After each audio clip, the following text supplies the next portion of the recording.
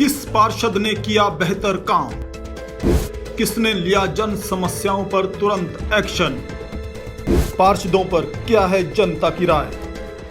नमस्कार, आप देख रहे हैं राष्ट्र खबर टीवी। जैसा कि आप सभी जानते हैं, नगर निगम चुनाव नजदीक है, वहीं जिसको लेकर सभी पार्टी के प्रत्याशियों ने अपनी कमर कस ली है।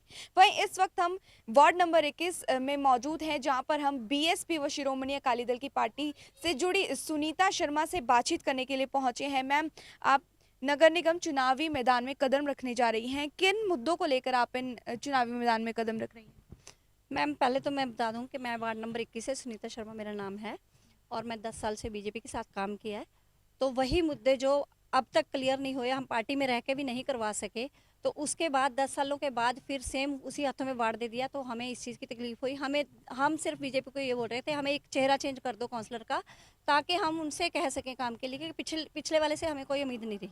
उसके बाद जब चेहरा भी चेंज नहीं हुआ, देन मैंने बीएसपी ज्वाइन करी और मैंने खुद सोचा कि मैं इन मुद्दों के लिए मैं खुद लड़ूंगी। तो इन्हीं को मुद्दों को लेके मैं ये सोचा कि अब मैं 10 साल से आप बीजेपी में थी, क्या क्या बातें थी जो आपकी नहीं सुनी गई? मैम, सबसे पहला मुद्दा स्वच्छता का। स्वच्छता में हम पता ही आपको 2018 में 3 नंबर पे था, तो 2019-20 में और इसको ऊपर आना चाहिए था। उल्टा क्या हुआ, ये इन 5 साल में तो इतना बुरा हाल हुआ है कि सफाई का हर जगह कूड़े के ढेर, और हम खुद कह कह के थक जाते थे उनको, अधिकारियों को, भाई सफाई करवा दो। मेरे पास वो भी हैं रिकॉर्ड, मतलब कि मेरे पास कंप्लेंट के प्रूफ हैं कि वो रिजेक्ट कर देती थी, मतलब ना बिना उसके कहीं लिखा हुआ वर्क डन, अदरवाइज रिजेक्ट। कभी कोई कंप्लेंट सॉल्व नहीं हुई। स्ट्रीट लाइट को लेके रोज ही यहाँ पे अंधेरा है, जब देखो आज आप भी चेक कर सकते हो तो आपको अंधेरा मिलेगा। उसके बाद अपनी पार्कों की सफाई के लिए जब भी मैं कंप्लेंट करती थी, हॉर्टिकल्चर कहता था लॉयन वालों के पास है, लॉयन वाले कहते थे उनके पास है। हमें अभी तक यही नहीं समझ आया कि स्वच्छता के लिए, ये पार्किंग की सफाई के लिए हमें जाना किसके पास है। तो मतलब यही चीज़ें में हम उलझे रहे और उसके बाद फिर हम खुद डिसीजन ले लिया कि हम खुद इस चीज़ के लिए लड़ूँ। मैं बीजेपी से हटके आपने बीएसपी और शिरोमणि अकाली दल को क्यों चुना? मैम, दूसरी पार्टी से जब मेरे को किसी से टिकट नहीं मिल सकती थी, क्योंकि सबकी डिक्लेयर्ड थी, और मैं चाहती थी कि अब उस लेवल के ऊपर मैं आऊँ और मैं खुद लड़ूँ। कब आपने ये फैसला लिया? मैम, 4 तारीख को, जिस दिन नॉमिनेशन भरनी थी। बहुत ही जल्दबाजी में ये फैसला लिया गया। किस गुस्से के आग में आके आपने फैसला लिया? मैम, उसी गुस्से की आग में जो यहाँ के वार्ड वासी हैं वो यही चाहते थे कि काउंसलर का चेहरा चेंज किया जाए, जो उन्होंने नहीं किया। उसके बाद 5 साल हमने फिर टॉर्चर होने वाले थे, आगे वाले काम नहीं होने थे। उसके बाद मान लो वो आते हैं तो उसके बाद तो बिल्कुल ही नहीं होने, क्योंकि कोई भी काउंसलर है उसको गुस्सा ये रहता है कि मैं, मतलब कि ये मेरे अगेंस्ट बोल रहे हैं या कुछ भी है, तो उसके बाद वो काम नहीं करवाएंगे। काफ़ी तकरार और रार रही 10 साल तक आपकी बीजेपी के कार्यकर्ताओं के साथ। कई ऐसी बातें जी तो थी जो उन्होंने नहीं सुनी, वो आप अपने इन आगे आने वाले मुद्दों में लेकर आ रही है। मैनिफेस्टो भी आपने अपना लॉन्च किया है, तो क्या क्या मुद्दे आप लेकर आई हैं?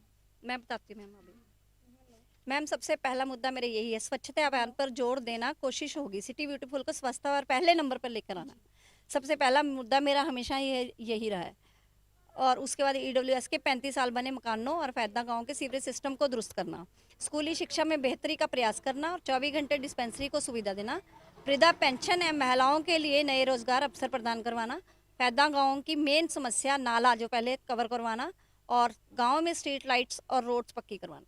फैदा गांव की बात करें तो मौजूदा पार्षद जो हैं उन्होंने कितना काम किया, क्या लगता है आपको फैदा गांव के? मैम, इससे पहले मुझे नहीं पता, क्योंकि वो फैदा गांव था जो हमारे वार्ड के साथ नहीं था, वो 23 नंबर रामदरबार वार्ड के साथ था। तो अभी इन्होंने जो वार्ड बंदी करी है, हाँ, उसके बारे में मुझे ना मैं कभी गई हूँ वहाँ पे, और ना मुझे इस चीज़ की नॉलेज है। वो हम अभी हमारे वार्ड के साथ जोड़ा गया है, तो मैंने जाके देखा वहाँ पे गलियों का, और जो कॉलोनी स्पेशली जहाँ पे, उसमें बहुत ज़्यादा बुरा हाल है, तो उसमें बहुत ज़रूरत है अभी काम की। बीइंग अ वुमेन अकेली आप खड़ी हुई हैं, वुमेन एम्पावरमेंट की हम बात करते हैं, क्या माइंड में आया था कि एकदम ही आपने ये स्टेप लिया? मैम, ऐसा नहीं है, मेरी 2 बेटी हैं, दोनों मैरिड हैं, तो मैंने इस चीज़ को लिए पहले ही सोचा हुआ था और मैं कर रही थी, ग्राउंड लेवल से मैं कर रही थी जितने जितने काम मैं सोचा। मेरा शुरू से यही था कि मैंने आगे क्या करना है बेटियों की शादी के बाद, और मैंने यही सोचा हुआ था कि मैंने जन सेवा करनी है। ये मेरा शुरू से एम रहा है और यही मुद्दे हैं। जनता के बीच में आप जाती हैं, क्या वार्ड वासियों की सबसे पहली जो मांग रहती है क्या? मैम, यही है, सबसे पहले स्वच्छता, पार्कों की सफाई, स्ट्रीट लाइट्स, ये छोटे छोटे मुद्दे, ये मुद्दे नहीं है, ये तो मुद्दे, इनको हम मुद्दा नाम तो दे ही नहीं सकते। ये तो बेसिक रूटीन के मैडम काम है जो हमारा और आमजन का राइट है, मतलब वो भी नहीं होते। बड़ा मुद्दा तो कोई है ही नहीं है, इसमें कोई प्रोजेक्ट नहीं है ऐसा। 47 सेक्टर में ऑलरेडी मतलब ये सब कुछ बना हुआ है, तो उसमें ऐसा कोई प्रोजेक्ट नहीं है कि मतलब ये बनाया जाए या किया जाए। जो है एटलीस्ट उनको तो प्रॉपर मेंटेन किया जाए ना। क्या संदेश देना चाहेंगी अपने वार्ड वासियों?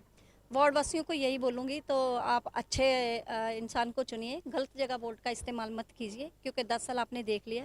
तो एक बीइंग औरत, एक औरत के हाथों में भी वार्ड जाना चाहिए। तो ये थी हमारे साथ वार्ड नंबर 21 से सुनीता शर्मा। वहीं हम और भी प्रत्याशियों से आपको रूबरू करवाते रहेंगे। आपका क्या कहना है इस चीज़ को लेकर हमारे कमेंट सेक्शन में, कमेंट बॉक्स में कमेंट कर ज़रूर बताइएगा। चंडीगढ़ से वीडियो जर्नलिस्ट रजत के साथ आकृति वर्मा, राष्ट्र खबर टीवी चंडीगढ़। ताज़ा खबरों से जुड़े रहने के लिए सब्सक्राइब करें राष्ट्रीय खबर टीवी और बेल आइकन दबाना ना भूलें।